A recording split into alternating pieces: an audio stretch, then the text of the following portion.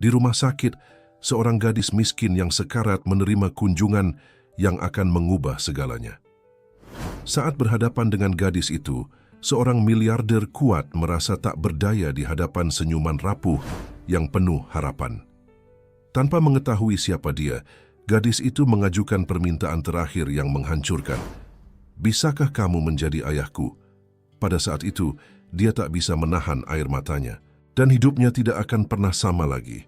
Jika cerita ini menarik bagi Anda, jangan lupa berlangganan saluran kami dan beritahu kami dari kota mana Anda menonton kami. Lanjutkan. Pagi itu, awan kelabu menggantung rendah di langit Jakarta. Seolah-olah atmosfer sendiri merasakan kesedihan yang tersimpan di dalam Rumah Sakit Cipto Mangunkusumo.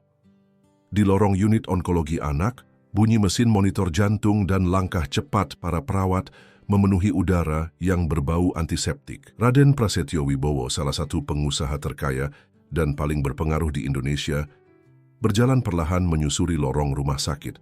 Kehadirannya yang tidak biasa di rumah sakit ini mengundang tatapan penasaran dari staf medis. Pria berusia 45 tahun ini dikenal dengan kerajaan bisnisnya di bidang teknologi dan perkebunan kelapa sawit, serta yayasan amalnya yang mendukung berbagai institusi kesehatan di seluruh negeri. Kunjungannya hari ini seharusnya hanya formalitas singkat, penandatanganan kerja sama bantuan peralatan medis terbaru untuk rumah sakit ini. Namun, takdir memiliki rencana lain untuknya. Saat melewati salah satu kamar pasien yang pintunya terbuka sedikit, telinganya menangkap tawa lembut seorang anak. Suara tawa itu, meskipun lemah, membuat langkahnya terhenti seketika. Tanpa sadar, Raden mendorong pintu itu lebih lebar dan matanya tertuju pada seorang gadis kecil berusia sekitar 7 tahun yang sedang duduk di ranjang rumah sakit. Kulitnya pucat, rambutnya hitam tipis tersisir rapi dengan pita kecil berwarna merah muda. Namun bukan itu yang membuat jantung Raden seakan berhenti berdetak. Wajah anak itu, bentuk matanya yang bulat, hidungnya yang mungil, bahkan cara ia tersenyum adalah refleksi sempurna dari Ratna Kusuma, mendiang istrinya yang telah tiada tepat 7 tahun lalu karena komplikasi kesehatan yang tiba-tiba. Tidak mungkin, bisik Raden terlalu pelan untuk didengar siapapun. Gadis kecil itu mengalihkan pandangannya dari buku yang sedang dibacanya dan menatap Raden dengan mata besar yang penuh keingintahuan. Tanpa rasa takut, ia tersenyum pada pria asing di ambang pintu kamarnya. "Selamat pagi, Pak," sapanya dengan suara kecil namun jelas. Raden merasa seolah-olah dunia di sekelilingnya berputar. Ia harus berpegangan pada kusen pintu untuk menjaga keseimbangan. Suara anak itu, bahkan cara ia mengucapkan kata-katanya, terdengar begitu mirip dengan Ratna. Bagaimana mungkin? "Selamat pagi," balas Raden, berusaha menenangkan diri. "Siapa namamu, nak?" "Kinanti Adzkia," jawab gadis itu masih dengan senyum yang sama. "Bapak siapa?" "Raden," jawabnya singkat, tidak mampu melepaskan pandangannya dari wajah Kinanti. Seorang perawat muncul dari balik tirai, tampak terkejut melihat kehadiran Raden. "Pak Raden, maaf, saya tidak tahu Bapak akan mengunjungi bangsal ini juga." "Tidak apa-apa," Raden menjawab tanpa mengalihkan pandangannya dari Kinanti. "Saya hanya kebetulan lewat." Perawat itu mengangguk sopan. "Kinanti adalah salah satu pasien terbaik kami. Selalu tersenyum meski kondisinya tidak selalu baik." "Kondisinya?" tanya Raden, akhirnya mengalihkan perhatian pada perawat. "Leukemia stadium lanjut, Pak," jawab perawat itu dengan suara pelan. "Sudah 2 tahun berjuang. Dokter mengatakan waktu yang tersisa tidak banyak. Mungkin beberapa minggu saja. Tapi dia anak yang kuat." Setiap kata dari perawat itu seperti pisau yang mengiris hati Raden. Ia kembali menatap Kinanti yang kini telah kembali fokus pada bukunya, seolah-olah pembicaraan tentang kondisinya adalah hal biasa yang tidak perlu dikhawatirkan. "Dia tidak punya keluarga?" tanya Raden pelan. Perawat itu menggeleng. "Dia anak yatim piatu, Pak. Dibesarkan di panti asuhan sejak bayi. Pihak panti yang membawanya ke sini ketika dia mulai sakit dan yayasan Bapak yang membantu membiayai pengobatannya selama ini." Raden merasakan dorongan aneh, sesuatu yang belum pernah dirasakannya selama 7 tahun terakhir. Sebuah koneksi, sebuah ikatan yang tidak bisa dijelaskan. Ia melangkah masuk ke dalam kamar dan duduk di kursi di samping tempat tidur Kinanti. "Buku apa yang kamu baca, Kinanti?" tanya Raden lembut. Kinanti mengangkat bukunya, menunjukkan sampul bergambar petualangan seorang gadis kecil yang mencari harta karun. "Cerita petualangan, Pak. Saya suka membayangkan bisa pergi ke tempat-tempat jauh seperti di buku ini." Raden tersenyum, merasakan sesuatu bergetar di dalam hatinya. Ratna juga selalu menyukai buku petualangan. Dia selalu bermimpi untuk berkeliling dunia, melihat tempat-tempat eksotis yang hanya pernah dibacanya dalam buku. Mimpi yang tidak pernah sempat diwujudkan. "Kamu tahu, dulu ada seseorang yang sangat dekat dengan saya, yang juga suka buku seperti itu," kata Raden. "Benarkah? Apakah dia juga suka cerita tentang lautan dan pulau-pulau tersembunyi?" tanya Kinanti, matanya berbinar.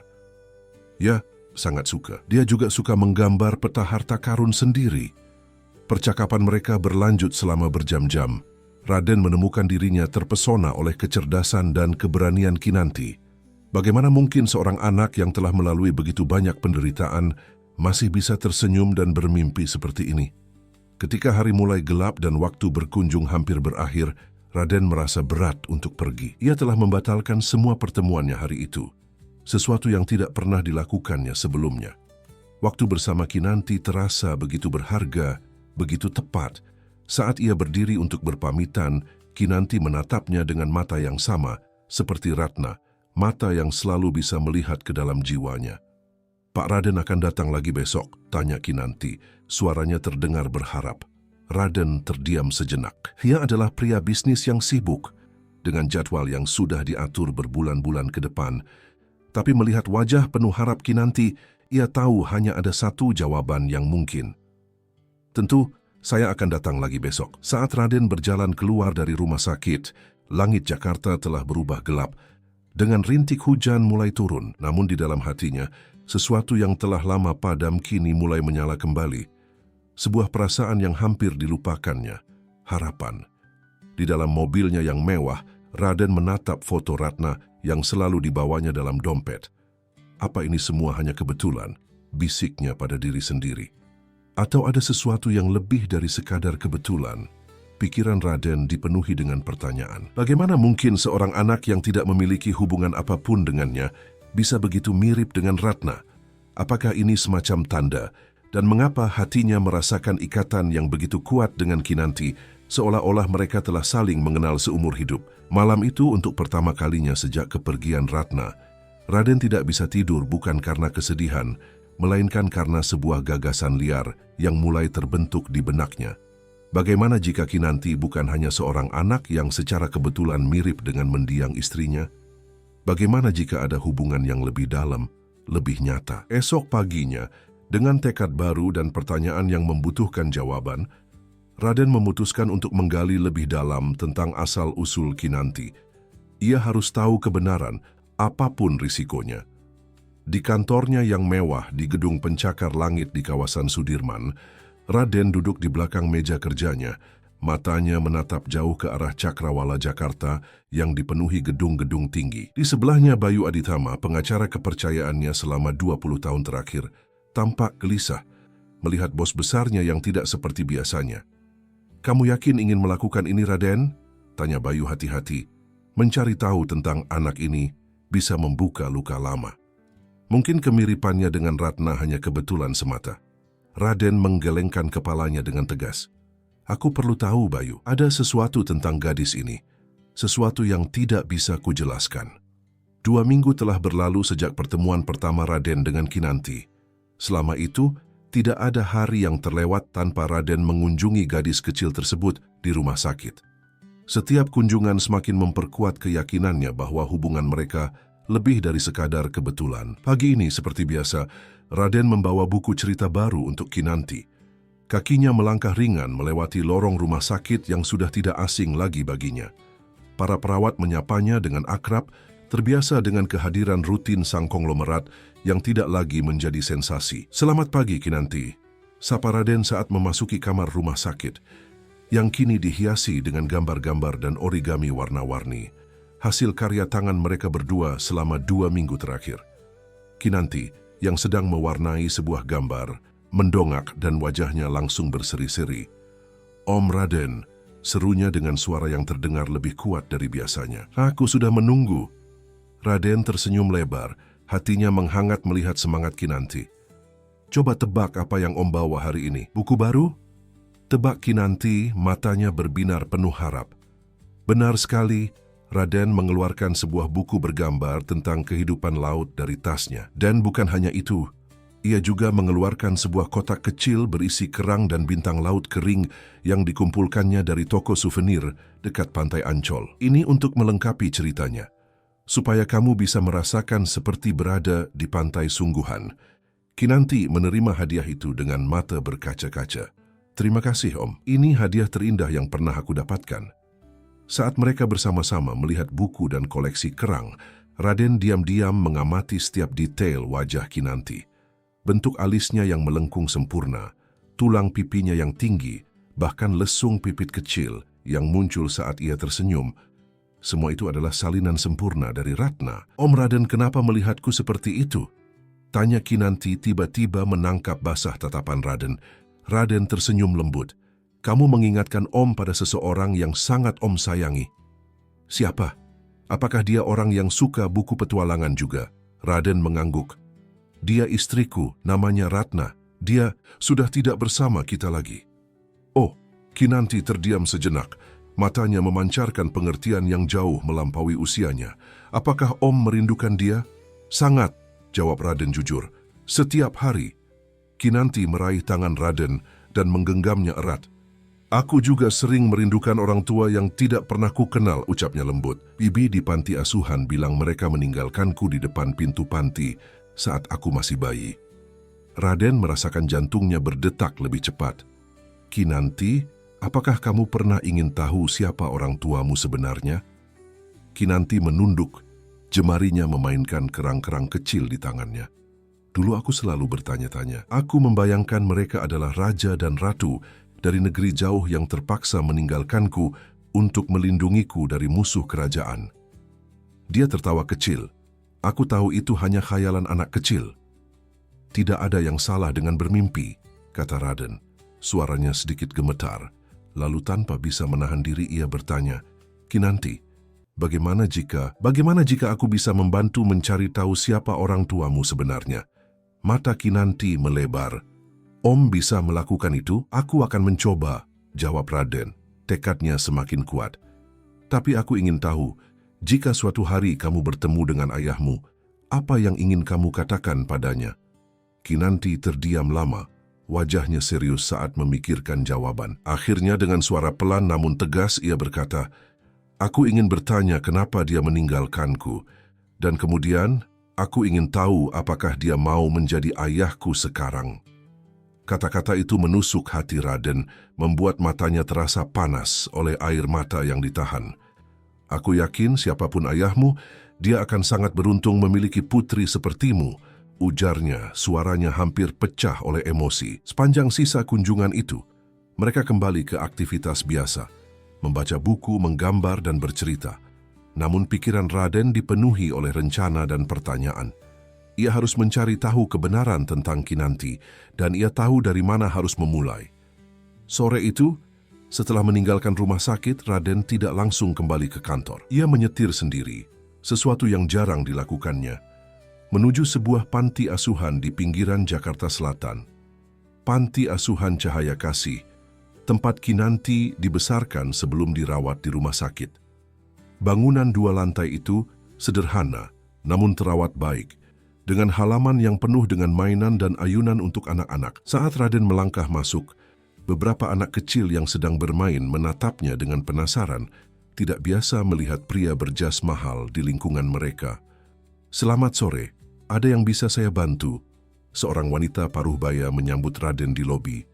"Selamat sore, saya Raden Prasetyo Wibowo. Saya ingin bertemu dengan kepala panti asuhan ini, jika beliau ada." Mendengar nama itu, wanita tersebut tampak terkejut. "Pak Raden yang pemilik Rawi Group, yang selama ini mendonasikan dana untuk panti kami?" Raden mengangguk sopan. "Ya, benar." "Ya Tuhan, suatu kehormatan bertemu Bapak secara langsung. Saya Ibu Sri, kepala panti ini." Mari silakan masuk ke ruangan saya. Kami sangat berterima kasih atas semua bantuan yang telah Bapak berikan selama ini. Raden mengikuti Ibu Sri ke sebuah ruangan kecil yang berfungsi sebagai kantor. Foto-foto anak-anak panti dalam berbagai kegiatan terpajang di dinding. Jadi, apa yang membawa Bapak berkunjung langsung ke panti sederhana kami? Tanya Ibu Sri setelah mereka duduk. Saya ingin bertanya tentang salah satu anak asuh Anda, Kinanti Atskia. Saya bertemu dengannya di Rumah Sakit Cipto Mangunkusumo. Wajah Ibu Sri berubah sendu. Ah, Kinanti kecil kami. Sungguh anak yang luar biasa. Kami semua sangat menyayanginya dan berdoa untuk kesembuhannya setiap hari. Bisakah Anda ceritakan tentang asal-usulnya? Bagaimana dia bisa berada di panti ini? Ibu Sri menghela napas panjang. Itu cerita yang cukup misterius, Pak. Kinanti ditemukan di depan pintu panti ini pada pagi hari tanggal 15 Agustus, 7 tahun lalu. Dia masih bayi, mungkin baru beberapa jam lahir. Dibungkus dalam selimut mewah dengan inisial RK yang terajut di sudutnya. Jantung Raden seakan berhenti berdetak. 15 Agustus tepat tanggal Ratna meninggal dan inisial RK Sen Ratna Kusuma. Apakah ada sesuatu yang ditinggalkan bersamanya? Surat, catatan, atau apapun? Tanya Raden, berusaha menjaga suaranya tetap tenang meski jantungnya berdebar kencang. Hanya gelang rumah sakit tanpa nama, hanya tanggal lahir saja. Dan, sebentar, Ibu Sri membuka laci mejanya dan mengeluarkan sebuah amplop usang. Ada juga ini, sebuah kalung. Kami menyimpannya untuk diberikan pada Kinanti saat dia cukup umur. Ibu Sri menyerahkan amplop itu pada Raden. Dengan tangan gemetar, Raden membukanya dan mengeluarkan sebuah kalung dengan liontin berbentuk setengah hati. Dunia seakan berputar di sekelilingnya. Kalung itu adalah pasangan dari kalung yang selalu dipakai Ratna. Kalung pasangan yang Raden berikan saat melamarnya. Kalung yang setengahnya lagi masih tersimpan di kotak perhiasan Ratna di rumahnya. Pak Raden, Anda baik-baik saja? Anda terlihat pucat. Suara Ibu Sri terdengar jauh, seolah berasal dari terowongan panjang. Bolehkah saya meminjam kalung ini sebentar? Saya berjanji akan mengembalikannya, ucap Raden. Suaranya hampir berbisik. Tentu, tapi ada apa sebenarnya, Pak? Raden menatap kalung di tangannya. Perasaannya campur aduk antara syok, kebingungan, dan secercah harapan yang mulai membuncah. Saya punya alasan kuat untuk percaya bahwa Kinanti mungkin adalah putri saya. Pengakuan itu membuat Ibu Sri tersentak. Astaga, tapi bagaimana mungkin? Maksud saya, jika Anda adalah ayahnya, mengapa dia bisa berakhir di panti asuhan? Itulah yang ingin saya cari tahu, jawab Raden, matanya berkilat penuh tekad. Dan saya membutuhkan bantuan Anda. Setelah diskusi panjang dengan Ibu Sri, Raden mendapatkan izin untuk melakukan tes DNA dengan sampel rambut Kinanti yang masih disimpan panti asuhan dari potongan rambut pertamanya. Ibu Sri juga memberikan akses pada berkas-berkas kedatangan Kinanti, termasuk laporan polisi yang dibuat saat menemukan bayi itu. Saat mengendarai mobilnya kembali ke pusat kota, pikiran Raden berpacu.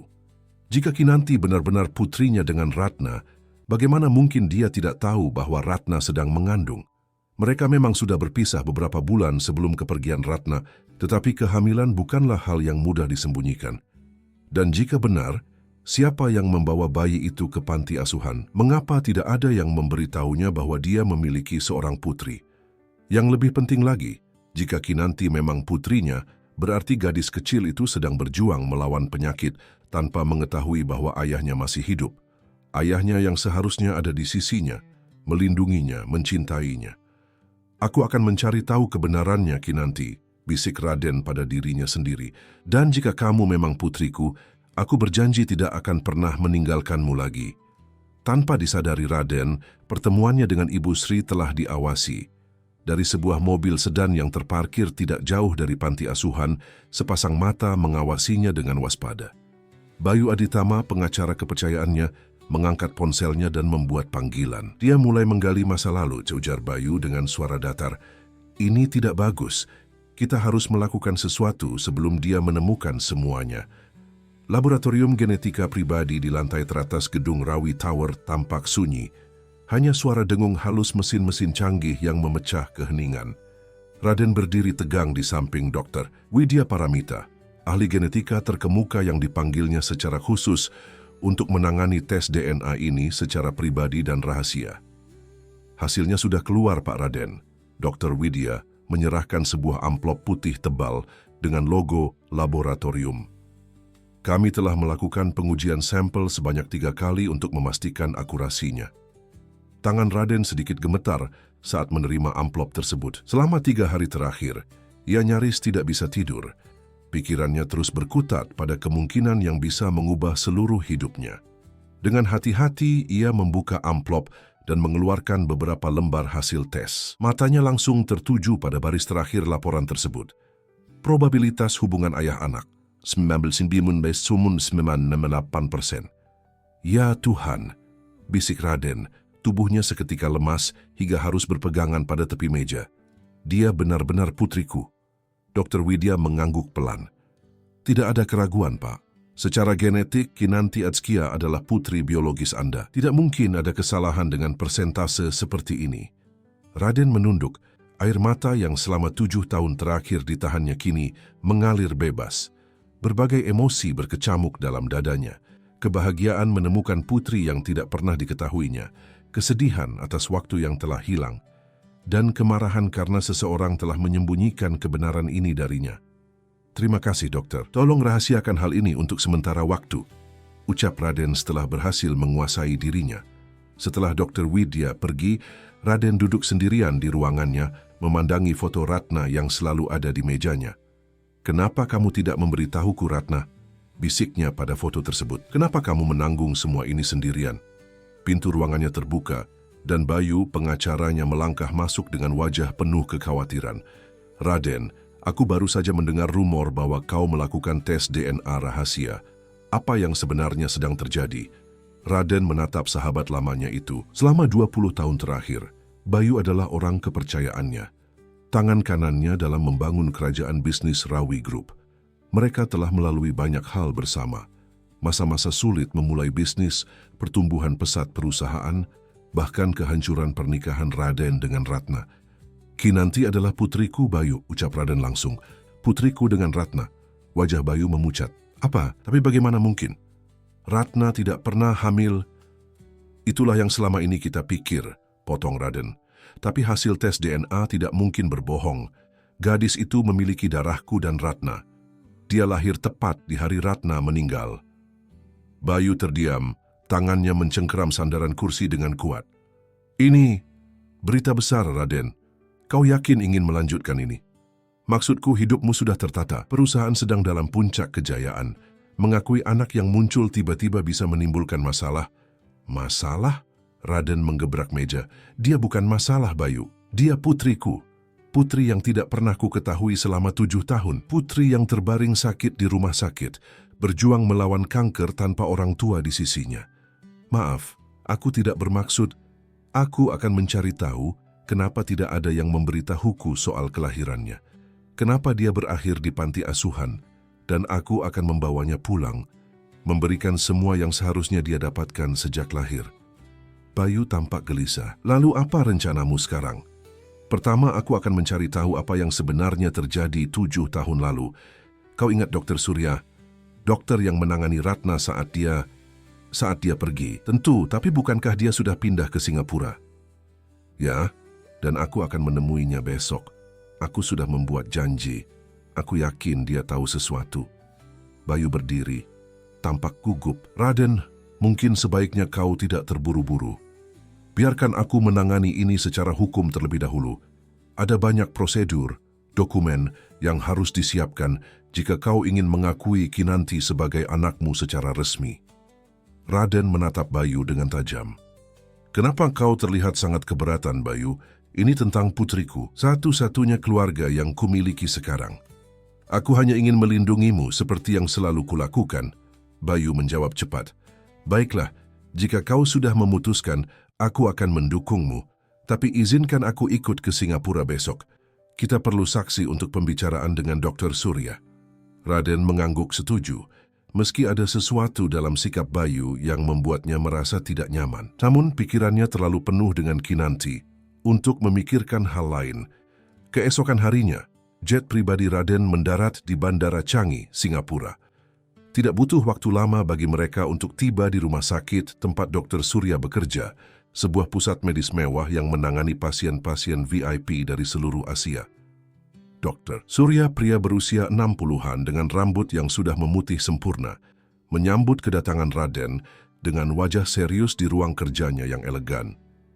"Sudah lama sekali, Pak Raden," ucapnya sambil menjabat tangan Raden. "Sejak kejadian itu, saya selalu berharap bisa bertemu dengan Anda lagi dalam situasi yang lebih baik." "Terima kasih sudah bersedia menemui saya, dokter," balas Raden. "Ini Bayu Aditama, pengacara dan teman saya." Dr. Surya mengangguk pada Bayu, lalu mempersilakan mereka duduk. "Jadi, apa yang ingin Anda bicarakan setelah sekian lama?" Raden mengeluarkan hasil tes DNA dari tasnya dan menyerahkannya pada Dr. Surya. "Saya ingin bertanya tentang ini. Saya baru mengetahui bahwa saya memiliki seorang putri biologis saya dengan Ratna, yang lahir di hari kepergian Ratna." Dr. Surya membaca hasil tes dengan seksama, wajahnya berubah pucat. "Ya Tuhan, jadi Anda akhirnya mengetahuinya.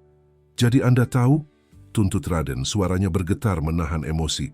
"Anda tahu selama ini dan tidak memberitahu saya?" Dr. Surya melepas kacamatanya dan mengusap wajahnya yang lelah. "Pak Raden, Anda harus mengerti posisi saya saat itu. Nyumal Ratna datang ke rumah sakit dalam kondisi kritis. Dia sedang hamil tua dan mengalami komplikasi parah.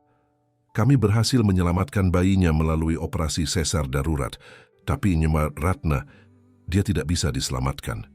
Lalu kenapa saya tidak diberitahu? Saya adalah ayahnya." "Itulah yang aneh, Pak. Saat kami mencoba menghubungi Anda sebagai kontak darurat, kami diberitahu oleh perwakilan hukum Nyemas Ratna bahwa Anda tidak ingin dilibatkan dalam urusan ini, bahwa Anda dan Nyemas Ratna telah bercerai, dan Anda secara tegas menolak tanggung jawab atas anak tersebut." Raden tersentak, seolah baru saja ditampar.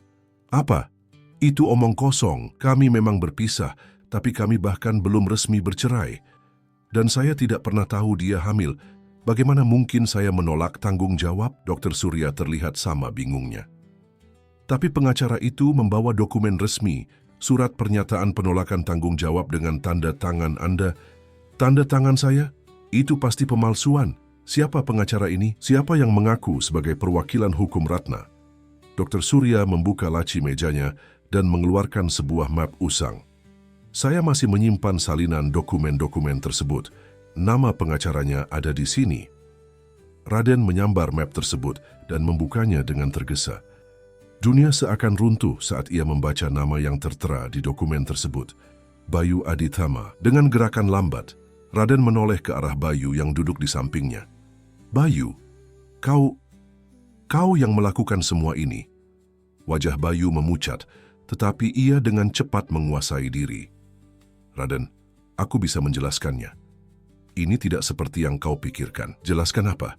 "Bahwa kau telah berbohong padaku selama 7 tahun. Bahwa kau menyembunyikan keberadaan putriku. Bahwa kau memalsukan tanda tanganku." Suara Raden rendah dan berbahaya.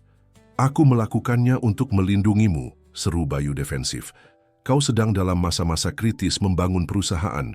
Perpisahanmu dengan Ratna sudah cukup menghancurkanmu. Ditambah beban anak, itu akan menghancurkan segalanya yang telah kita bangun." "Kita?" Raden berdiri, tubuhnya gemetar menahan amarah. "Jadi ini semua tentang perusahaan, tentang uang? Kau mengorbankan putriku, membiarkannya tumbuh sebagai anak yatim piatu demi keuntungan bisnis?" "Raden, dengarkan aku. Tidak ada yang perlu didengarkan lagi." Raden mencengkeram kerah Bayu. "Kau tahu Ratna hamil, kau tahu dia melahirkan putriku dan kau menyembunyikan semua itu dariku. Berapa banyak lagi kebohongan yang kau simpan, Bayu?" Dr. Surya berusaha menenangkan situasi. "Pak Raden, harap tenang. Ada sesuatu lagi yang perlu Anda ketahui." Raden melepaskan cengkeramannya dari Bayu dan kembali menatap Dr. Surya. "Apa lagi?" "Saat bayi Anda lahir, dia sangat sehat. Kami menyerahkannya pada pengacara Anda ini, yang mengatakan akan mengurus adopsinya sesuai keinginan Anda. Tapi sekarang Anda mengatakan bahwa putri Anda sedang sakit. Dia menderita leukemia stadium lanjut," ucap Raden dengan suara tercekat. "Itu aneh," gumam Dr. Surya. Karena berdasarkan tes yang kami lakukan saat kelahirannya, tidak ada indikasi genetik yang mengarah pada risiko leukemia, baik dari Anda maupun dari Nyonya Ratna. Raden terdiam, mencerna informasi baru ini. Matanya kembali pada Bayu yang kini terlihat semakin gelisah. Apa yang sebenarnya kau lakukan pada putriku, Bayu? Bayu meneguk ludah dengan sulit. Raden, kau harus percaya padaku. Aku tidak bermaksud buruk. Aku hanya ingin melindungi kepentingan perusahaan, kepentinganmu. Dengan mengorbankan putriku? Raden mengepalkan tangannya. Jawab aku, apa yang terjadi pada Kinanti setelah kau membawanya dari rumah sakit ini? Melihat tidak ada jalan untuk menghindar lagi, Bayu akhirnya menjawab dengan suara pelan, Aku membawanya ke panti asuhan di pinggiran Jakarta. Kupikir itu yang terbaik. Dia akan mendapatkan keluarga baru, dan kau bisa melanjutkan hidupmu tanpa beban. Dan leukemianya. Bagaimana mungkin bayi yang lahir sehat bisa menderita penyakit serius seperti itu? Pertanyaan itu menggantung di udara. Bayu tidak menjawab, tapi tatapan matanya yang penuh rasa bersalah sudah cukup memberikan Raden sebuah kesimpulan mengerikan. Jangan katakan padaku kau terlibat dalam hal itu juga, Bayu, bisik Raden. Horor terpancar di wajahnya. Aku tidak pernah bermaksud dia sakit. Bayu akhirnya berteriak. Aku hanya ingin memastikan bahwa dia tidak akan pernah menjadi ancaman untuk posisimu, untuk perusahaan kita. Raden merasa seolah dunia di bawah kakinya runtuh. Orang yang dipercayainya selama 2 dekade tidak hanya telah menyembunyikan keberadaan putrinya, tapi juga mungkin bertanggung jawab atas kondisi kesehatannya yang kritis.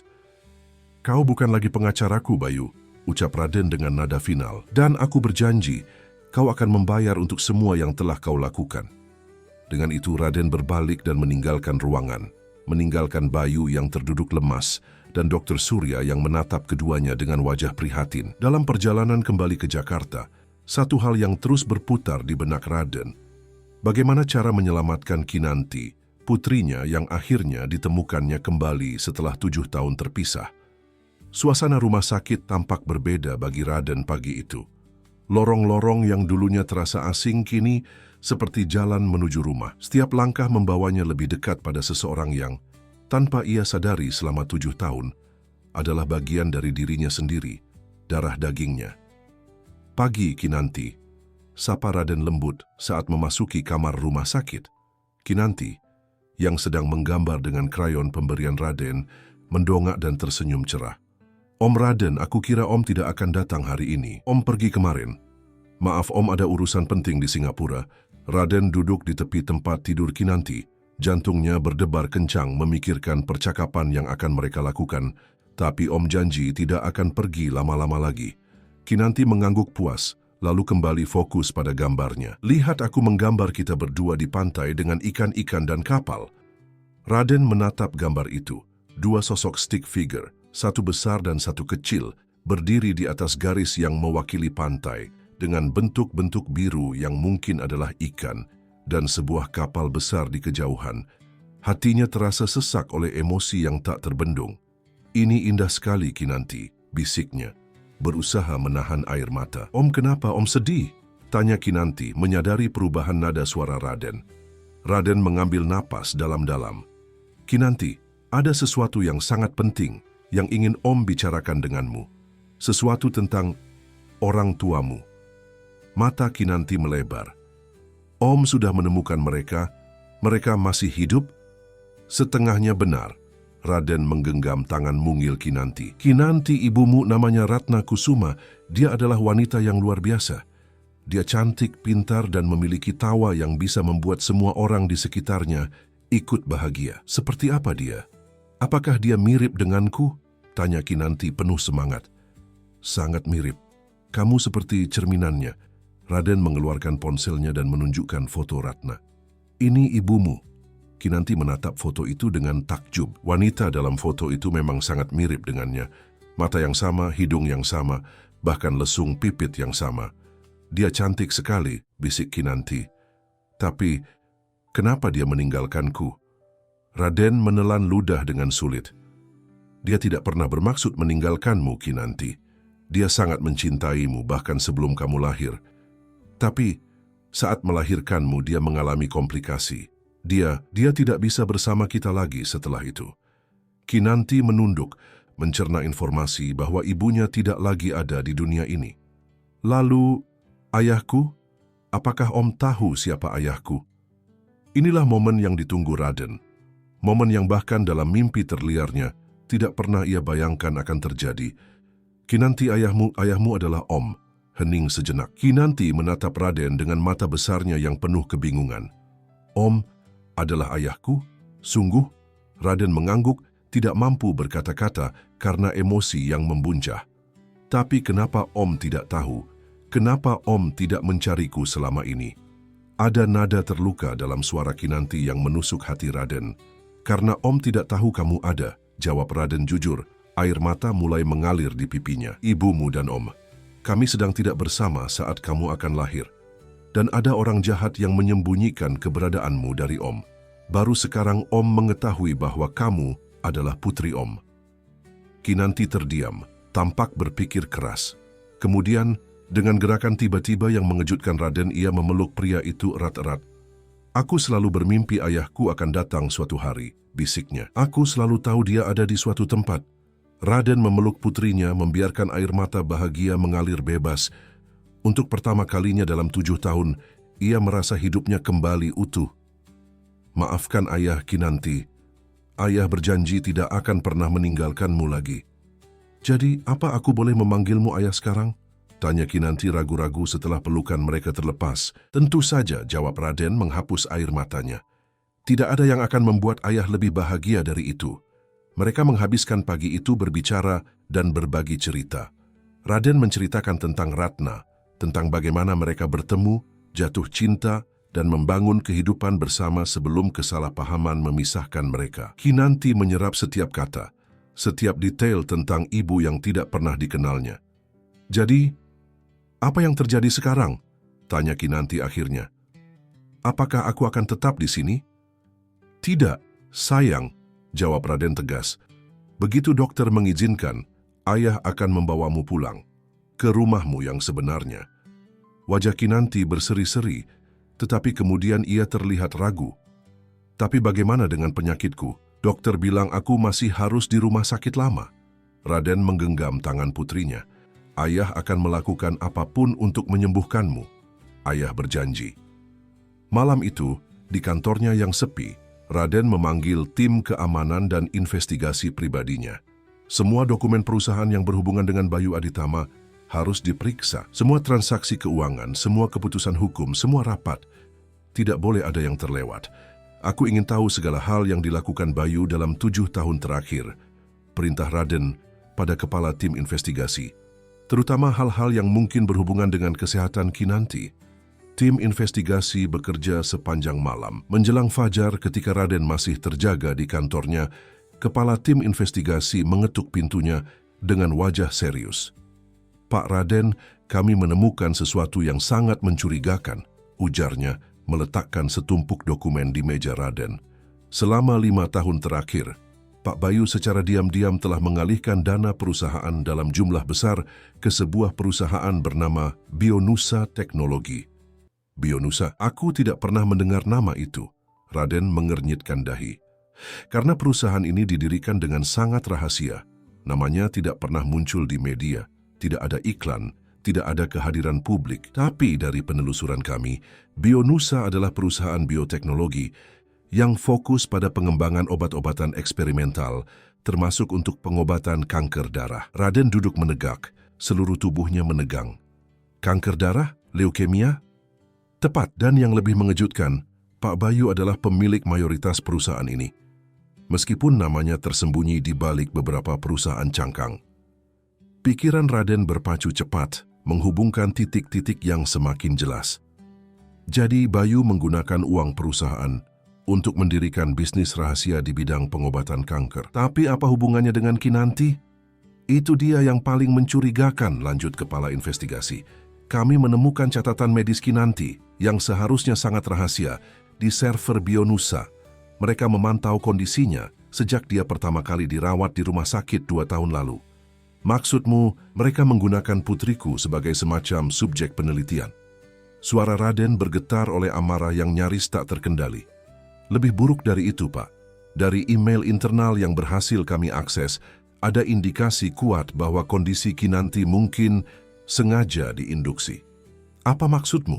Tanya Raden, meski dalam hatinya ia sudah tahu jawaban mengerikan yang akan didengarnya. Bionusa sedang mengembangkan obat eksperimental untuk leukemia yang memiliki paten bernilai triliunan rupiah. Tapi mereka membutuhkan kasus yang bisa menjadi bukti keberhasilan obat tersebut. Dan sepertinya, Kinanti dipilih sebagai subjek sempurna. Anak yatim piatu, tanpa keluarga yang akan bertanya terlalu banyak. Dunia Raden seolah runtuh untuk kedua kalinya. Pengkhianatan Bayu jauh lebih dalam dan gelap dari yang ia bayangkan. Bukan hanya menyembunyikan keberadaan putrinya, tapi juga secara tidak langsung bertanggung jawab atas penyakit yang dideritanya. Semua demi keuntungan finansial. "Di mana Bayu sekarang?" tanya Raden dengan suara yang tenang namun mematikan. "Setelah pertemuan di Singapura kemarin, dia tidak kembali ke Jakarta. Kami melacak pergerakannya ke Bandung, ke sebuah fasilitas penelitian milik Bionusa." Raden berdiri, matanya berkilat penuh tekad. "Siapkan mobil, kita ke Bandung sekarang juga." Perjalanan ke Bandung dilalui dalam keheningan yang mencekam. Raden menatap kosong ke arah pemandangan yang bergerak cepat di luar jendela mobil. Pikirannya dipenuhi gambaran Kinanti yang terbaring di rumah sakit, berjuang melawan penyakit yang mungkin sengaja diberikan padanya.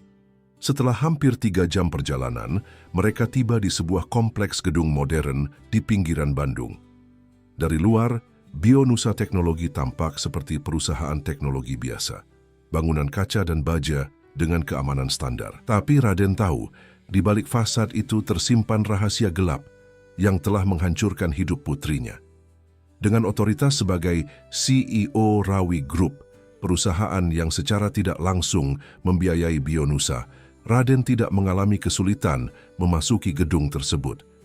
Para penjaga dan resepsionis tampak terkejut melihat kehadiran mendadak dari salah satu pengusaha terkaya Indonesia di kantor mereka. "Di mana Bayu Aditama?"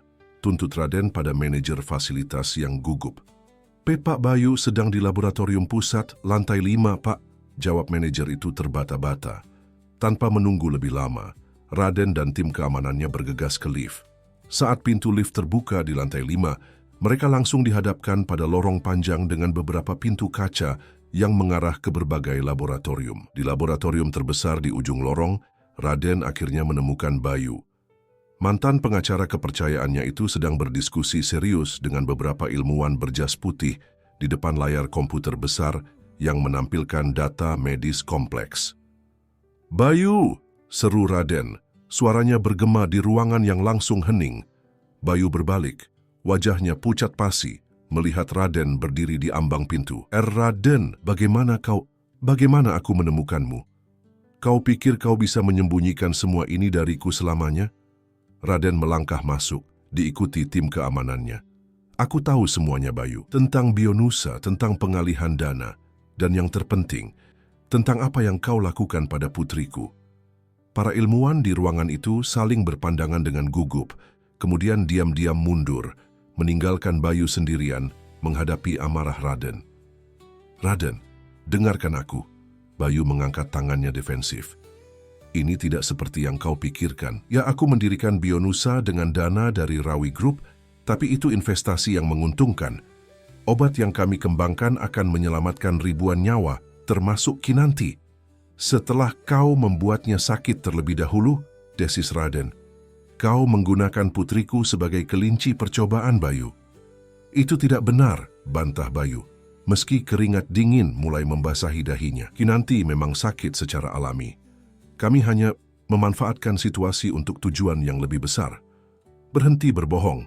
Raden mengeluarkan tablet dari tasnya dan menunjukkan email yang ditemukan tim investigasinya. "Kau mendiskusikan induksi penyakit pada subjek K. Itu Kinanti, bukan? Kau sengaja membuatnya sakit." Bayu terdiam, terperangkap oleh bukti yang tak terbantahkan. "Kau tidak mengerti, Raden." Akhirnya ia berkata pelan, "Ini lebih besar dari sekadar satu anak. Penelitian ini akan menghasilkan terobosan medis yang bernilai triliunan rupiah. Kita bisa menyelamatkan jutaan orang. Dengan mengorbankan putriku, dengan mengorbankan anak yang tidak bersalah? Raden melangkah maju, matanya berkilat berbahaya. Apa yang kau berikan padanya, Bayu? Racun apa yang kau masukkan ke dalam tubuhnya? Bayu mundur perlahan.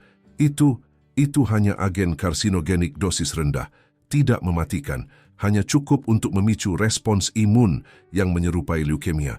Dengan obat kami, dia akan sembuh total. Pengakuan itu membuat Raden terhuyung, seolah menerima pukulan fisik.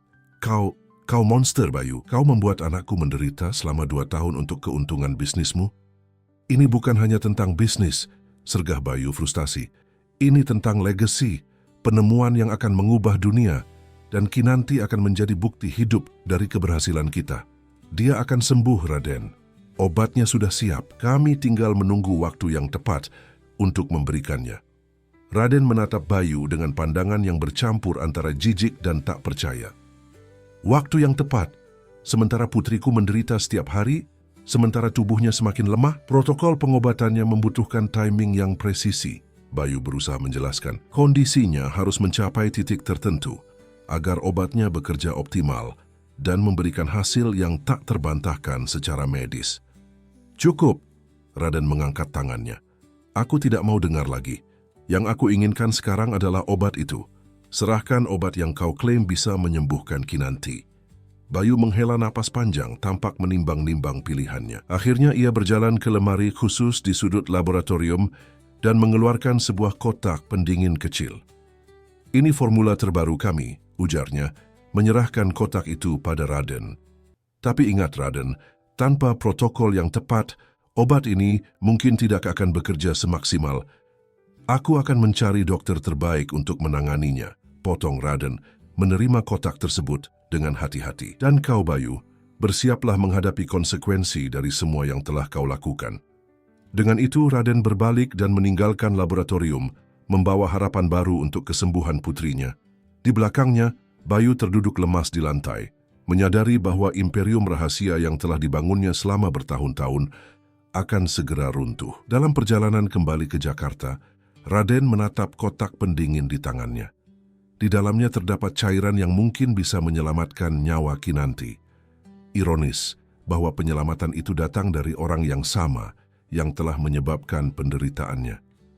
Bertahanlah, Kinanti, bisik Raden. Ayah akan segera pulang. Dan kali ini ayah membawa harapan.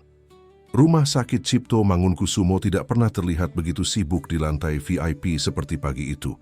Perawat dan dokter bergegas melewati koridor, sementara petugas keamanan berjaga di beberapa titik strategis. Berita bahwa Raden Prasetyo Wibowo, salah satu orang terkaya di Indonesia, telah mengakui seorang gadis kecil penderita leukemia sebagai putri kandungnya menyebar dengan cepat, mengundang perhatian media dan publik. Di dalam ruangan VIP yang baru, jauh lebih luas dan nyaman dari kamar sebelumnya, Kinanti duduk di tempat tidurnya, memandang takjub pada ruangan barunya, yang kini dihiasi dengan lukisan-lukisan ceria, boneka, dan rak penuh buku.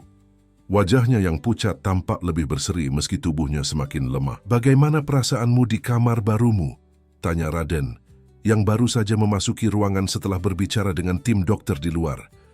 Ini seperti kamar putri dalam dongeng, seru Kinanti dengan mata berbinar.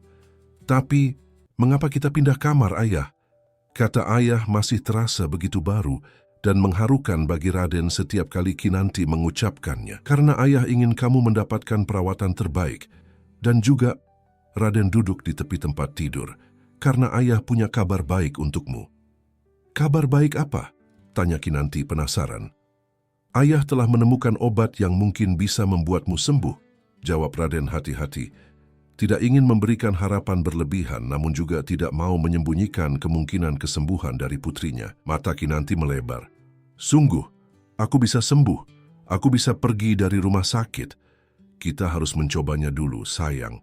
Obat ini masih eksperimental, artinya masih baru dan sedang dikembangkan. Tapi dokter terbaik akan memastikan semuanya aman untukmu. Kinanti mengangguk serius, seolah memahami situasinya meski usianya baru 7 tahun. Aku tidak takut mencoba obat baru, Ayah. Aku ingin sembuh agar bisa tinggal bersama Ayah. Raden menggenggam tangan mungil putrinya, merasakan betapa rapuh namun kuatnya anak ini. Kamu adalah gadis paling berani yang pernah Ayah kenal, Kinanti. Kamu tahu itu. Sebelum Kinanti sempat menjawab, pintu ruangan terbuka dan sekelompok dokter masuk. Di antara mereka adalah Dr. Kartika Wijaya, spesialis onkologi anak terkemuka yang baru saja terbang dari Amerika untuk menangani kasus Kinanti atas permintaan khusus Raden. Selamat pagi Pak Raden dan halo Kinanti, sapa Dr. Kartika dengan senyum hangat. Bagaimana perasaanmu hari ini? Baik dokter, jawab Kinanti sopan. Ayah bilang aku akan mendapat obat baru yang bisa membuatku sembuh. Dokter Kartika menatap Raden sejenak, lalu kembali pada Kinanti. Ya, kami akan mencoba pengobatan baru untukmu. Tapi sebelumnya, kami perlu melakukan beberapa tes lagi untuk memastikan tubuhmu siap, oke? Kinanti mengangguk patuh. Dokter Kartika kemudian menoleh pada perawat yang mendampinginya. Tolong siapkan Kinanti untuk tes-tes pra-pengobatan. Saya perlu berbicara sebentar dengan Pak Raden. Raden mengikuti Dr. Kartika ke sudut ruangan yang lebih privat, sementara para perawat mulai menyiapkan Kinanti. Bagaimana hasilnya, dokter? Tanya Raden cemas. Apakah obat dari Bionusa itu bisa digunakan? Dr. Kartika menghela napas. Setelah menganalisis sampel obat dan mempelajari formula serta uji klinis yang telah dilakukan Bionusa, saya bisa mengatakan bahwa ini adalah terobosan yang sangat menjanjikan. Namun, Raden merasakan jantungnya berdebar lebih kencang. Ada dua masalah utama. Pertama, kondisi Kinanti sudah sangat lemah. Sistem imunnya nyaris tidak berfungsi, dan organnya mulai menunjukkan tanda-tanda gagal. Ini jauh lebih parah dari kasus leukemia biasa pada anak seusianya. Dan yang kedua, obat ini didesain untuk bekerja dalam protokol yang sangat spesifik. Dari dokumen yang kami analisis, tampaknya Bionusa sengaja menciptakan jenis leukemia khusus yang akan merespon sempurna pada obat mereka, semacam kunci dan gembok yang dibuat secara bersamaan. Raden mengepalkan tangannya. Jadi Bayu benar-benar merencanakan semua ini. Dia menciptakan penyakit khusus pada putriku hanya untuk membuktikan keampuhan obat mereka. Saya tidak bisa memastikan motif di baliknya, tapi dari sisi medis, itulah yang terjadi. Dr. Kartika menjawab hati-hati. Yang menjadi pertanyaan sekarang adalah, apakah kita akan mencoba pengobatan ini pada Kinanti dengan segala risikonya? Apa alternatifnya, dokter? Tanya Raden, meski dalam hatinya ia sudah tahu jawabannya. Dengan kondisinya saat ini, tanpa intervensi drastis, Dokter Kartika menatap Raden dengan tatapan prihatin. Kinanti mungkin hanya punya waktu beberapa hari, maksimal seminggu. Kata-kata itu menghantam Raden seperti pukulan fisik. Baru saja ia menemukan putrinya, dan kini ia terancam kehilangan gadis kecil itu lagi, kali ini untuk selamanya. Lakukan apapun yang diperlukan, dokter, putus Raden akhirnya. Gunakan obat itu. Jika itu satu-satunya harapan, kita harus mencobanya. Dokter Kartika mengangguk. Saya sudah menduga Anda akan memilih itu. Tim saya telah menyiapkan protokol modifikasi yang kami harap akan meningkatkan peluang keberhasilan. Kita akan mulai pengobatan sore ini setelah hasil tes pra-pengobatan keluar. Berapa peluang keberhasilannya? Tanya Raden. Dokter Kartika terdiam sejenak. Jujur, dengan kondisi Kinanti saat ini, sekitar 30%. Tapi tanpa pengobatan ini peluangnya 0. Raden mengangguk, menerima kenyataan pahit itu. Terima kasih atas kejujuran Anda, dokter. Saya menghargainya. Setelah Dokter Kartika dan timnya keluar, Raden kembali ke sisi Kinanti, yang kini tertidur karena kelelahan setelah menjalani beberapa tes awal. Ia menggenggam tangan putrinya, merasakan denyut nadi lemah yang masih berjuang bertahan.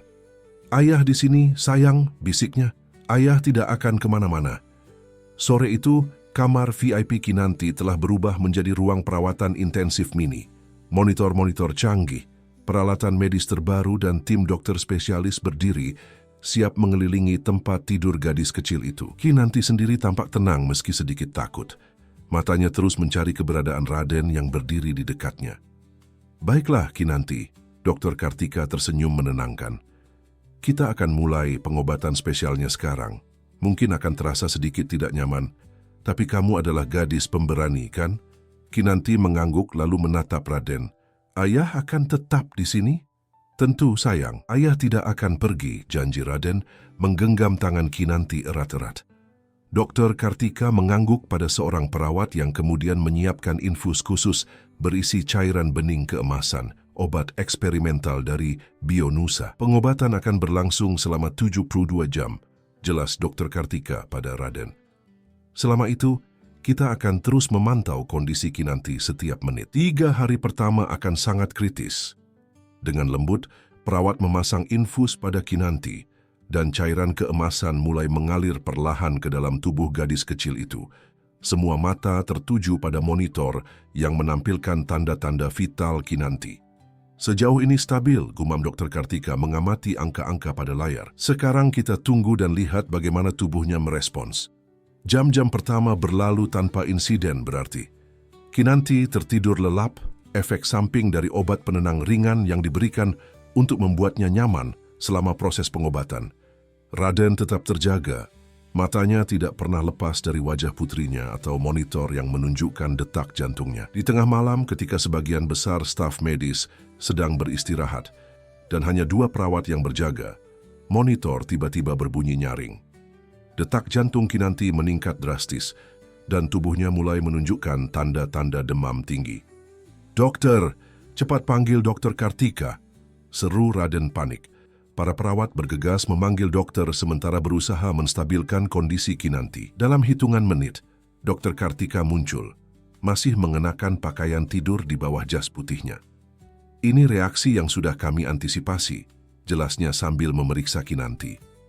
"Obatnya sedang melawan sel-sel kanker, dan tubuhnya bereaksi dengan demam tinggi. Kita perlu menurunkan suhunya dan menjaga agar organnya tidak terlalu terbebani." Selama berjam-jam berikutnya, tim medis berjuang untuk menstabilkan kondisi Kinanti. Raden hanya bisa menonton dengan perasaan tak berdaya saat putrinya berjuang melawan efek samping pengobatan yang brutal. Menjelang pagi, demam Kinanti akhirnya mulai mereda. Raden yang telah terjaga sepanjang malam merasakan secercah harapan. Dokter Kartika tampak puas dengan perkembangan ini. "Ini tanda baik," ujarnya. "Tubuhnya tidak menolak obatnya. Tapi kita masih harus waspada, 2 hari ke depan akan sama kritisnya." Hari kedua pengobatan membawa tantangan baru. Kinanti mulai menunjukkan tanda-tanda kelelahan ekstrem. Kulitnya semakin pucat, dan terkadang ia mengalami kesulitan bernapas. Tim medis terus bekerja tanpa henti, menyesuaikan dosis dan memberikan terapi pendukung untuk membantunya bertahan. Raden tidak pernah meninggalkan sisi putrinya. Ia bahkan menolak untuk beristirahat meski Dokter Kartika telah berulang kali menyarankannya. "Aku tidak bisa tidur sementara dia berjuang seperti ini," jawab Raden setiap kali disarankan untuk beristirahat. "Aku sudah kehilangan 7 tahun bersamanya. Aku tidak akan kehilangan 1 menit pun lagi." Pada malam hari kedua, saat kondisi Kinanti tampak stabil untuk sementara, Raden menerima telepon dari tim keamanannya. Bayu telah ditangkap saat mencoba meninggalkan negara ini. Dokumen-dokumen tentang Bionusa dan keterlibatannya dalam kasus Kinanti telah diamankan sebagai bukti. "Apa yang harus kami lakukan dengannya, Pak?" tanya kepala tim keamanan. Raden menatap putrinya yang terbaring lemah, berjuang melawan penyakit yang disebabkan oleh orang yang dulu dipercayainya. Kemarahan dan dendam memenuhi hatinya, tapi kemudian ia teringat bagaimana Kinanti selalu tersenyum dan melihat sisi baik dalam segala hal meski hidupnya dipenuhi penderitaan. "Serahkan dia dan semua bukti pada pihak berwenang," putus Raden akhirnya. "Biarkan hukum yang menentukan nasibnya." Hari ketiga pengobatan dimulai dengan harapan baru. Hasil tes darah terbaru Kinanti menunjukkan penurunan signifikan pada sel-sel kanker.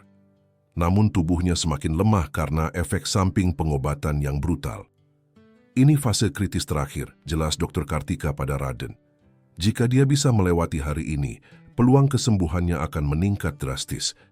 Namun takdir seolah belum puas menguji ketahanan mereka. Menjelang sore, kondisi Kinanti tiba-tiba menurun drastis. Sistem pernapasannya mulai gagal dan detak jantungnya semakin lemah. "Kita kehilangan dia," seru salah satu dokter saat monitor jantung menunjukkan garis yang semakin tidak beraturan.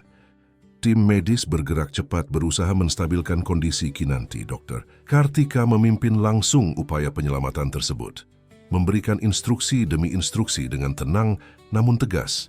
Raden terdorong ke sudut ruangan oleh aktivitas medis yang intens. Untuk pertama kalinya, ia merasa benar-benar tak berdaya. Semua kekayaan dan kekuasaannya tidak berarti apa-apa di hadapan situasi ini. Ia hanya bisa menatap dengan hati hancur saat putrinya berjuang melawan maut. "Kinanti, bertahanlah sayang," bisiknya. "Ayah mohon bertahanlah." Menit-menit berlalu seperti keabadian. Tim medis terus bekerja tanpa kenal lelah, menolak untuk menyerah pada gadis kecil yang telah melawan begitu banyak rintangan dalam hidupnya yang singkat. Dan kemudian, seolah menjawab doa Raden, monitor jantung mulai menunjukkan irama yang stabil, napas Kinanti kembali teratur, dan warna mulai kembali ke pipinya yang pucat. "Dia kembali," ucap Dokter Kartika dengan nada takjub. "Sungguh luar biasa, dia kembali." Raden merasakan lutut-lututnya lemas oleh rasa lega.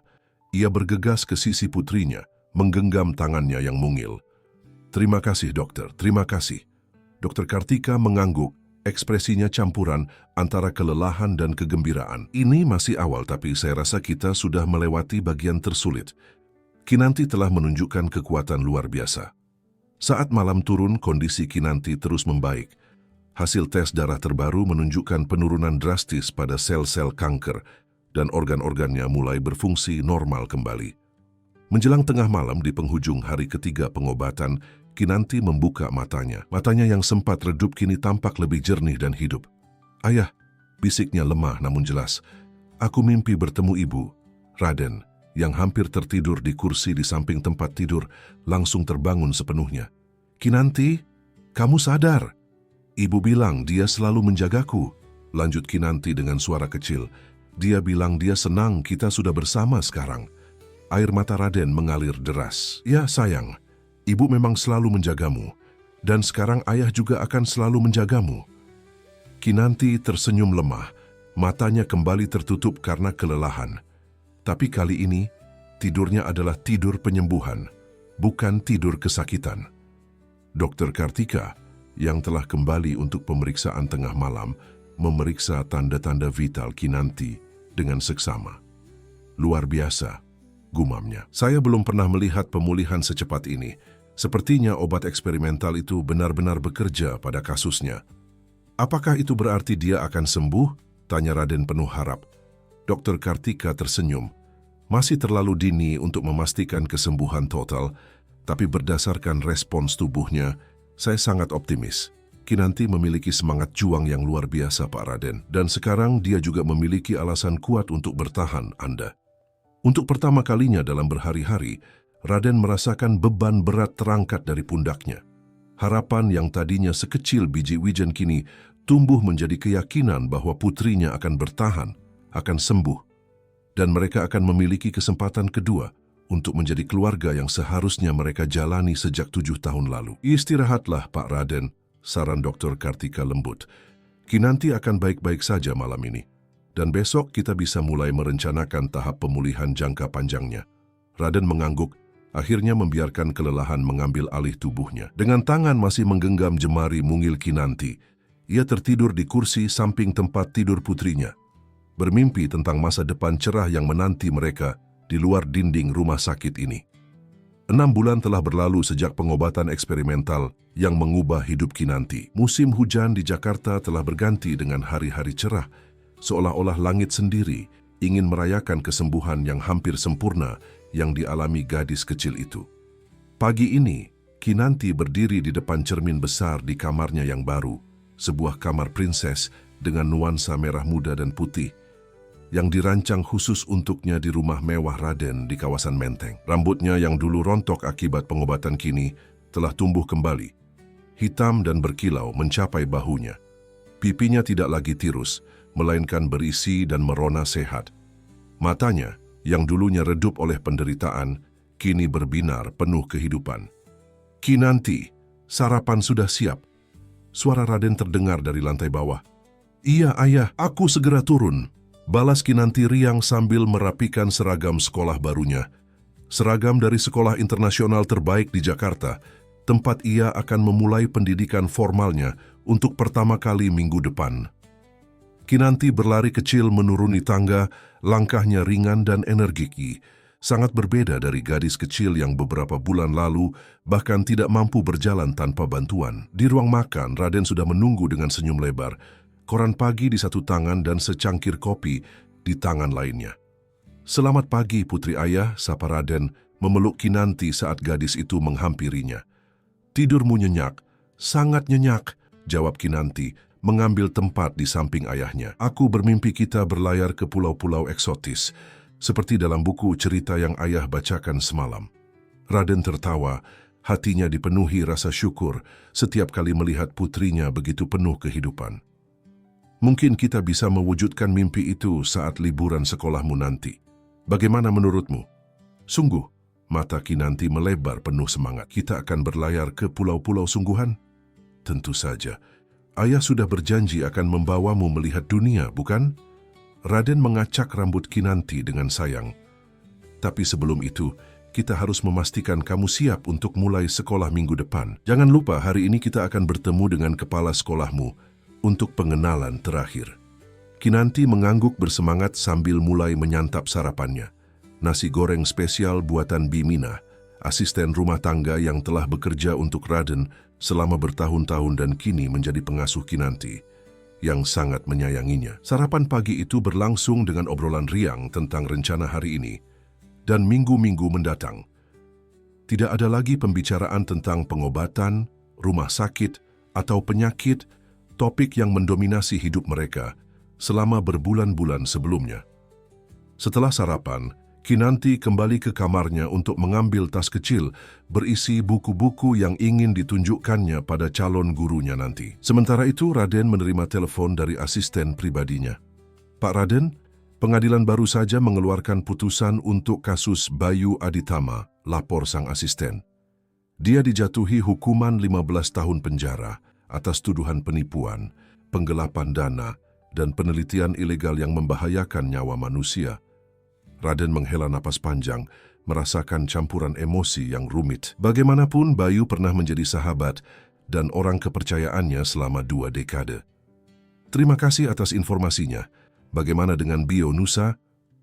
Perusahaan tersebut telah sepenuhnya diambil alih oleh Rawi Group. Tim manajemen baru telah mengarahkan fokus penelitian pada pengembangan lebih lanjut dari obat kanker yang berhasil menyembuhkan Nona Kinanti, tapi kali ini dengan metode dan etika penelitian yang benar. "Bagus. Pastikan hasilnya bisa diakses oleh rumah sakit umum dengan harga terjangkau, bukan hanya untuk kalangan atas," perintah Raden. "Akan saya pastikan, Pak. Oh, dan satu lagi, Dokter." Kartika mengirim email. Hasil tes terakhir Kinanti menunjukkan bahwa dia sepenuhnya bebas kanker. Tidak ada sel ganas yang tersisa di tubuhnya. Berita itu membuat Raden harus berpegangan pada dinding untuk menjaga keseimbangan. Meskipun kondisi Kinanti telah membaik secara dramatis dalam 6 bulan terakhir, mereka masih menunggu konfirmasi final bahwa kanker itu benar-benar telah hilang sepenuhnya. "Terima kasih Tuhan," bisik Raden, air mata kebahagiaan mengalir di pipinya. "Ayah, kenapa ayah menangis?" tanya Kinanti yang tiba-tiba muncul dengan tas kecilnya, menatap Raden dengan khawatir. Raden berjongkok, menyamakan tingginya dengan putrinya, dan memeluknya erat-erat. "Ini air mata bahagia, sayang. Dr. Kartika baru saja memberi kabar bahwa kamu benar-benar sembuh total. Tidak ada lagi sel kanker di tubuhmu." Mata Kinanti melebar, kemudian berbinar oleh air mata bahagianya sendiri. "Jadi aku tidak akan sakit lagi? Tidak akan kembali ke rumah sakit lagi?" "Tidak, sayang. Kamu sehat sepenuhnya sekarang. Kita hanya perlu kembali ke rumah sakit untuk pemeriksaan rutin saja." Kinanti melompat-lompat kegirangan, kemudian memeluk ayahnya lagi dengan erat. "Terima kasih, Ayah. Terima kasih sudah menemukanku dan membuatku sembuh." "Ayah yang seharusnya berterima kasih, Kinanti," bisik Raden menahan isakan haru. "Kamu telah membawa kembali kehidupan dan kebahagiaan dalam hidup ayah." Setelah pertemuan yang sukses dengan kepala sekolah, yang langsung jatuh cinta pada kecerdasan dan keramahan Kinanti, mereka memutuskan untuk merayakan berita kesembuhan total Kinanti dengan mengunjungi Taman Mini Indonesia Indah, tempat yang selalu ingin dikunjungi Kinanti. Di taman rekreasi yang luas itu, Kinanti berlarian dengan penuh semangat dari satu anjungan ke anjungan lainnya, mengagumi rumah-rumah adat dari berbagai provinsi di Indonesia, Raden mengikutinya dengan sabar, menikmati setiap momen kebahagiaan putrinya. "Ayah, lihat, itu rumah adat dari Sumatera Barat," seru Kinanti, menunjuk pada sebuah rumah gadang dengan atap melengkung yang khas. "Aku pernah melihatnya di buku." "Benar sekali," Raden tersenyum bangga. "Kamu tahu banyak tentang budaya Indonesia, ya?"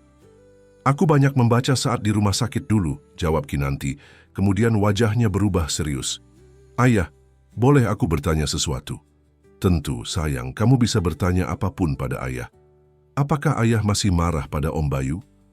Pertanyaan itu membuat Raden terdiam. Ia tidak pernah membicarakan Bayu dengan Kinanti, berusaha melindungi putrinya dari kebenaran penuh tentang peran mantan pengacaranya itu dalam penderitaannya. "Kenapa kamu bertanya seperti itu?" Raden balik bertanya dengan lembut. Kinanti mengangkat bahu kecilnya. "Aku pernah mendengar ayah berbicara di telepon tentang Om Bayu. Ayah terdengar sedih dan marah, dan sekarang Om Bayu tidak pernah datang lagi ke rumah kita." Raden menghela napas mencari kata-kata yang tepat untuk menjelaskan situasi kompleks ini pada anak berusia 7 tahun. "Om Bayu melakukan kesalahan besar, Kinanti. Kesalahan yang menyakiti kita berdua. Ayah masih sulit untuk memaafkannya sepenuhnya. Ibu guru di panti asuhan dulu selalu bilang bahwa memaafkan itu penting meskipun sulit," kata Kinanti polos. "Katanya, memaafkan bukan berarti melupakan, tapi melepaskan rasa sakit di hati kita sendiri." Raden menatap putrinya dengan takjub. Bagaimana mungkin anak sekecil ini memiliki kebijaksanaan yang begitu dalam? "Kamu benar, sayang. Mungkin suatu hari nanti ayah akan belajar untuk memaafkan Om Bayu, tapi itu butuh waktu." Kinanti mengangguk puas, kemudian perhatiannya teralihkan oleh pertunjukan tarian tradisional yang akan dimulai di panggung terbuka tak jauh dari mereka. "Ayah, bisa kita menonton tariannya?" Tentu saja, Raden menggenggam tangan putrinya, membiarkan percakapan berat itu berlalu untuk saat ini. Mereka menghabiskan sisa hari itu dengan menonton pertunjukan, mencoba berbagai makanan tradisional, dan mengunjungi semua anjungan yang bisa mereka jangkau. Tawa Kinanti adalah musik terindah bagi Raden, mengingatkannya betapa beruntung ia telah diberikan kesempatan kedua untuk menjadi ayah bagi gadis luar biasa ini. Menjelang senja, saat mereka bersiap untuk pulang, Kinanti tiba-tiba berhenti dan menatap matahari terbenam yang mewarnai langit Jakarta dengan semburat jingga dan merah. "Ayah," panggilnya pelan. "Menurutmu, apakah ibu bisa melihat kita dari surga?" Raden berlutut di samping putrinya, menatap langit yang sama. "Ayah yakin ibu selalu mengawasi kita, sayang. Dan ayah yakin dia sangat bangga padamu." "Aku harap dia juga bangga pada ayah," kata Kinanti, menyandarkan kepalanya di bahu Raden. "Karena ayah adalah ayah terbaik di dunia." Kata-kata sederhana itu menusuk hati Raden dengan kebahagiaan yang hampir menyakitkan. Ia memeluk putrinya, membiarkan air mata haru mengalir diam-diam. 2 minggu kemudian, Kinanti resmi memulai hari pertamanya di sekolah.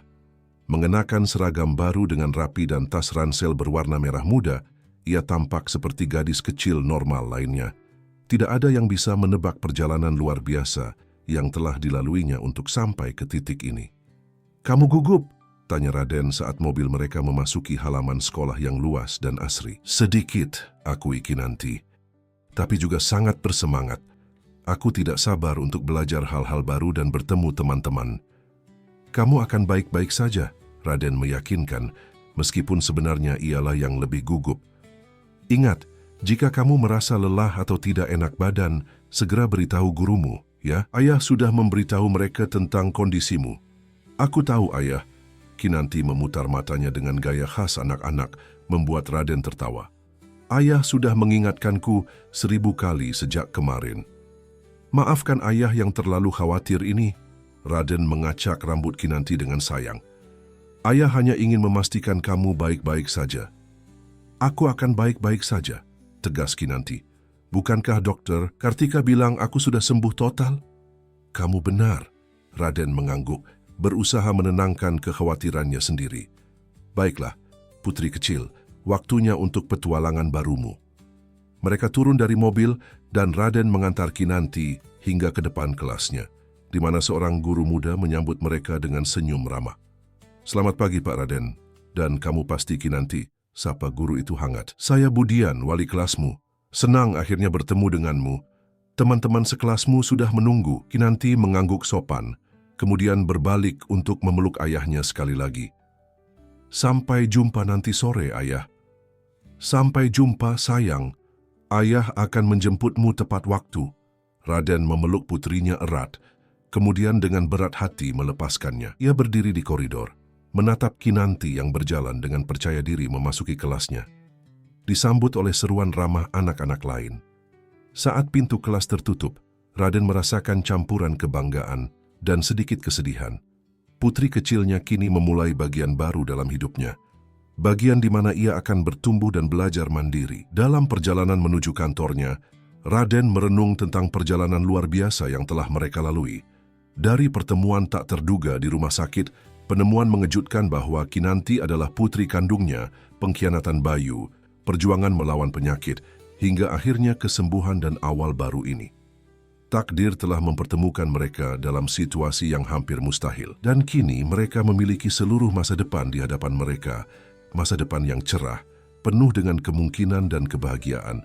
Ponsel Raden berdering menampilkan notifikasi email baru. Itu dari Dr. Kartika, mengirimkan proposal untuk mengembangkan Yayasan Kinanti, sebuah organisasi nirlaba yang akan membantu anak-anak penderita kanker dari keluarga kurang mampu untuk mendapatkan pengobatan terbaik. Raden tersenyum. Ya, itulah cara sempurna untuk mengubah tragedi menjadi harapan.